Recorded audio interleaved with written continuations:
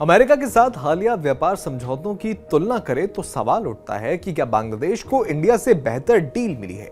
कागज पर मौजूद शर्तों को देखते हैं तो तस्वीर दिलचस्प नजर आती है।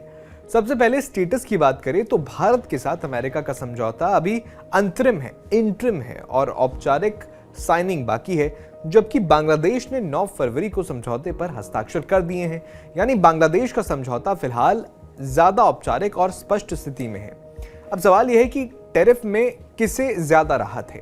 भारत के लिए अमेरिकी टैरिफ 50% से घटाकर 18% किया गया है, जो एक बड़ी कटौती है। वहीं बांग्लादेश के लिए रेसिप्रोकल टैरिफ 20% से घटाकर 19% किया गया। प्रतिशत के हिसाब से देखें तो भारत को बड़ी कमी मिली, लेकिन बांग्लादेश को खास सेक्टर जैसे कि टेक्सटाइल और अपैरल में जीरो टैरिफ एक्सेस मिला है, खासकर यूएस कॉटन और मैनमेड फाइबर से बने हुए उत्पादों पर।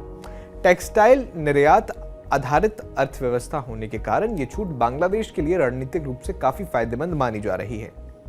एक और यहाँ पर मुद्दा है मार्केट एक्सेस का। किसे ज्यादा दरवाजे किसने खोले हैं और किसे ज्यादा दरवाजे खुले हुए मिले हैं। भारत अमेरिकी कृषि उत्पादों पर टैरिफ कम या खत्म कर सकता है।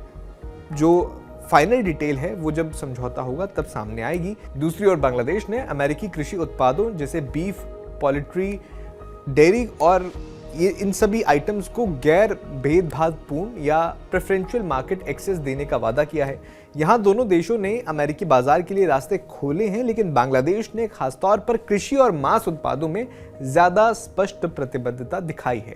अब डिजिटल और डेटा कमिटमेंट भी एक अहम मुद्दा है। भारत ने डिजिटल ट्रेड नियमों पर बातचीत और बाधाओं को कम करने का आश्वासन दिया है, लेकिन खुले तौर पर अपना डेटा यूएस को नहीं दिया है। वहीं बांग्लादेश ने डेटा के फ्री ट्रांसफर की अनुमति देने की बात कही है, जो अमेरिकी टेक कंपनियों के लिए अहम है। इस पहलू में बांग्लादेश की प्रतिबद्धता ज्यादा साफ है और ठोस मानी जा सकती है। इसके अलावा एक और मुद्दा खरीद और निवेश का है। भारत ने $500 बिलियन की अमेरिकी ऊर्जा, टेक्नोलॉजी और अन्य उत्पादों की खरीद का इरादा जताया है। बांग्लादेश ने करीब $3.5 बिलियन के अमेरिकी कृषि उत्पाद और 15 साल में $15 बिलियन के LNG खरीदने का वादा किया है। ये जो रकम है, इस लिहाज से भारत का पैकेज बड़ा है, लेकिन उसकी अर्थव्यवस्था भी तो बांग्लादेश से कई गुना बड़ी है।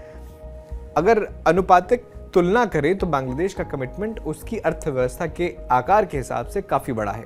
तो सवाल यह है कि क्या बांग्लादेश को बेहतर डील मिली। अगर सेक्टर विशेष लाभ देखें, जैसे टेक्सटाइल में जीरो टैरिफ कर दिया गया, तो औपचारिक साइनिंग जैसी स्पष्ट शर्तें देखें तो कहा जा सकता है कि बांग्लादेश को अपने प्रमुख निर्यात क्षेत्रों में रणनीतिक बढ़त मिली है।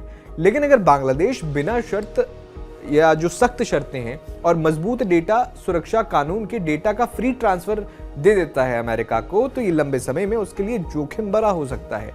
इससे डेटा संप्रभुता कमजोर पड़ सकती है, नागरिकों की निजी जानकारी विदेशी कंपनियों के कंट्रोल में आ सकती है और राष्ट्रीय सुरक्षा से जुड़े संवेदनशील सेक्टर जैसे बैंकिंग ये खतरे में पड़ सकते हैं। वहीं व्यापक टैरिफ कटौती और बड़े पैमाने पर आर्थिक सहयोग के लिहाज से भारत की डील का दायरा ज्यादा बड़ा है। ऐसे में ये किसे बेहतर डील मिली, इससे ज्यादा ये सवाल है कि किसे अपने राष्ट्र हित के अनुसार बेहतर फायदा मिला है। ये सवाल है। छोटे लेकिन निर्यात केंद्रित देश के रूप में बांग्लादेश ने अपनी कोर सेक्टर को सुरक्षित किया है, लेकिन भारत ने व्यापक आर्थिक साझेदारी पर फोकस रखा है।